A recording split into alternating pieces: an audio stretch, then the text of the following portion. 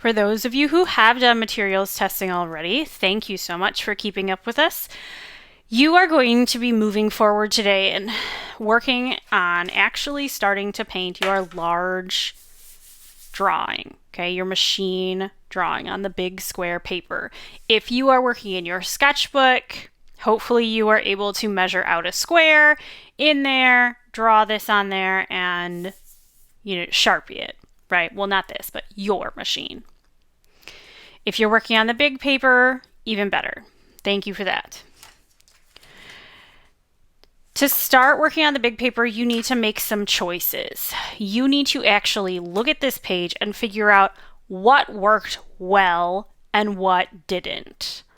Okay? For me, some things that really worked well were colored pencil underneath watercolor, because on top it looks awful. Oil pastel underneath or on top are they're predictable and work great. Marker on top works amazingly. Marker underneath, terrible. Okay. My pens, some of them were okay under watercolor, but even better, they all worked over the watercolor. And Posca, who knows? Maybe I'll use it, maybe I won't. For this project, you need to choose 3 materials minimum. Can you use more than 3? Yes, of course you can. But you need to use at least 3. Paint counts as 1, and all of you are using watercolor. Okay, that one is not negotiable. This is a painting. The only kind of paint I can guarantee that we all have is watercolor. So that is going to be the base of our painting. I am going to choose to use at least 3 materials, probably more, but one of my materials that I really want to use is colored pencil underneath my watercolor. If it's underneath the watercolor, that means I need to do it before I paint. So I have some details that I'm going to do before I paint. I have some very small things on my page that will not show up if I watercolor them. I just cannot make my watercolor that fine and tiny. Okay, I don't care how small and pointy your paintbrush is right now. If you have a little itty bitty skinny area in your painting, paintbrushes, when you lay them down on a page, they spread out and get fat. So they are deceivingly fatter than what they look like. So for these little skinny areas, I've already started it here. I'm going to be using a colored pencil to color them in. Typically, when you work on a painting, you work from the back to the front. So for me, I'm going to put my colored pencil here in these little areas back here that I know I can't paint because they're too skinny. And I'm also going to do a little bit of detail work here in these keys area because I know that they are too skinny. On the paper, this design and the little leaves are just way too small for a paintbrush. So I'm going to be edging them with colored pencil. I'm also going to be doing a little bit of underneath watercolor work with oil pastels. So there's 3 materials for me already. I'm using watercolor, colored pencils, and oil pastels. That does not mean that these are the only 3 I'm going to use. I am probably also going to be using a few more items along the way. I might even cut and glue designed paper on here. You never know. I'm going to do a lot to this page. I'm going to try to fit in as many materials as I can and still have it look nice. This is a multimedia work of art. So if you're expecting this to look like a markered page top to bottom, probably not going to quite look like that. These things tend to look a little bit like a patchwork quilt, a little bit of something over here and a little bit of something over there. Okay, that's why we tested as many materials as we can find so that you can use as many as you'd like to, 3 or more. All right, so for me, I'm doing the underneath stuff first. That means colored pencil and oil pastel first. Then, when that is done, I'm going to give all of the areas of my paper a wash of color. whatever kind of color I want these areas to be. Now, we used color before for this project on here. This does not mean that you have to make these things this color, okay? I am probably still going to have my keys be yellow, and I'm probably still going to have the crank be blue, but that's it. Everything else on here is going to be some other kind of color. Some of you, many of you actually, have machines that are like brown and gray. Okay, many of you have machines that are not colorful at all. So if you want to use colors that are not the natural colors, that are more bright, beautiful, exciting colors, you can do that. All right, just please rein in a little bit your color. Please do not use 100 colors. Maybe only use somewhere less than 10. Okay? You want to be in the single digits with your color number. When you start adding color after color after color to a page, it tends to look really messy and chaotic and not pleasant to look at. So limit your colors. That is a really good artistic piece of advice. All right. Again, these choices are up to you. Your 3 materials, well, your 2 other materials, because watercolor you have to use, but you get 2 more of your choice. And if you want more than that, go for it. Your color choices, that's up to you. Try to do less than 10. Less than 10, a single digit, okay? If you need things under the color, do that first. If you are going to paint first and then add other things on top, make sure they work by referencing your practice sheet. Okay? This painting has been handed to you now. It is up to you to get it done. It is not due today. What I highly suggest you do today is if you have any colors underneath the paint, do that. And then once you're done with that, maybe paint the big areas of color that you can with your palette. Don't try to do little detail-y stuff today. Save that stuff for after you are done with that. Maybe next week. Next week sounds like a really great idea to do detail-y things on top of the watercolor. Today, do underneath and base coat color. All right? I'm going to get started on mine. You go ahead and get started on yours.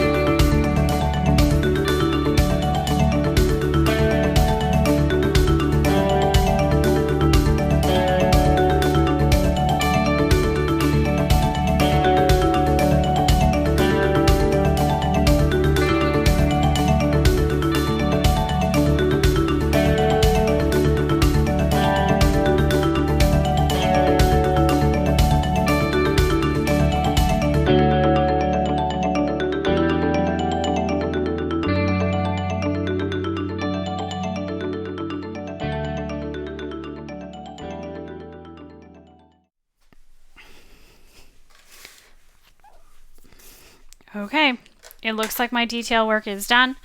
I'm just cleaning up my space. And I am now going to add a layer of watercolor to everything. Now,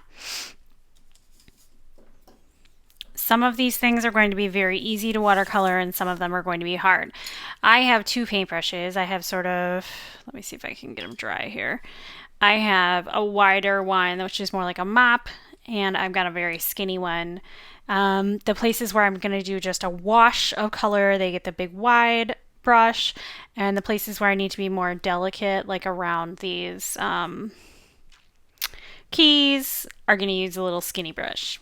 Okay, so all I'm going to do, this is review from last time, and hopefully you remember, but I'm just going to get my paintbrush wet, and I'm going to choose a color. And I think for my background,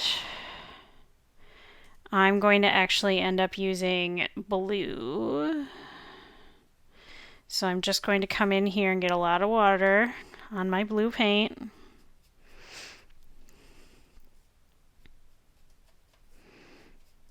And I don't want this to be a super duper like crazy bright blue.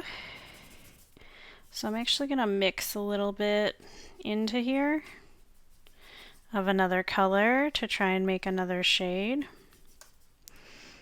But I'm collecting this blue. Rinse out my paintbrush. And then I want to dull this blue down for my background because I almost want like a gray background. So I'm actually going to get some orange. Blue and orange are opposite colors on the color wheel, and so putting orange into this blue is going to turn it more into like a grayish color, which is what I want. It's still going to be a blue, but it's like a gray blue. Again, lots of water, lots of color. Always thinning it out in your little lid. You should not take color straight from this pan and paint with it unless you know you want that color. So like I'll use the yellow on the keys because I want those to pop. I really want them to be bright. And I might use a watered down green here on this paper, but I don't really want tons and tons and tons of just straight up color. All right, so here I go. This is my background color. A kind of diluted gray, dirty color, which is what I want for my background. And it doesn't have to be particularly bright or thick. You can still tell that the paper underneath of this color is white. It is not really covering it up. I mean, it is. It's turning this very pale gray blue color, but it is not like, bam, blue, right?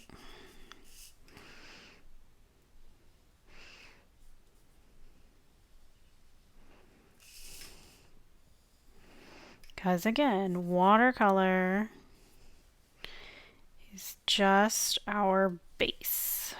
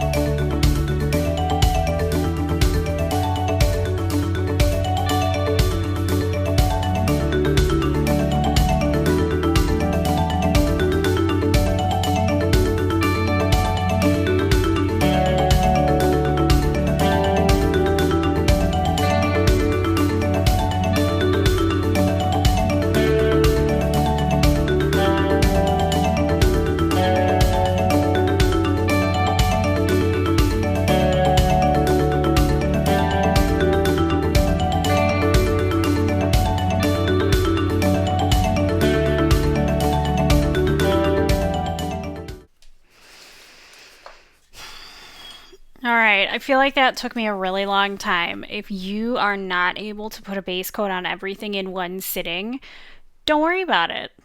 Just get as far as you can, okay? I am nowhere near done with this picture. Nowhere near. I have all kinds of stuff to put on here. I have more oil pastel to add. I have marker to add. I have other random paint to add. Okay, I'm not done yet. I'm pretty close, but I'm not done. So, get as far as you can today. If it takes you a couple of sittings, it takes you a couple of sittings. One piece of advice is that if you do a color, paint a color and let it dry 100%, it will be much cleaner of a painting. If you look, even though it had been a while since I did this background blue, the brown still bleeds into the blue and the blue into the brown. They like spread out. Same thing with this yellow, right? It like spread out into the blue background and the browns are spreading. That is because my page is very wet. So if really crisp outlines is something that you are personally looking for, then you might want to paint a color, let it dry, paint another color, let it dry, and just keep going through and through and through, color dry, color dry. Okay, if you want one color to be darker than another, use less water. If you want one color to be lighter than another, use more water. Okay, think through this. And please, I'm begging you, do not have paint anywhere that is so dark that you can't see through it. Okay? Good luck. Paint slowly, paint carefully, and paint cleanly. You know that Mrs. Dominic grades your craftsmanship, so go slow and careful. All right, I will see you next time. Good luck, and I can't wait to see what you can accomplish. Bye.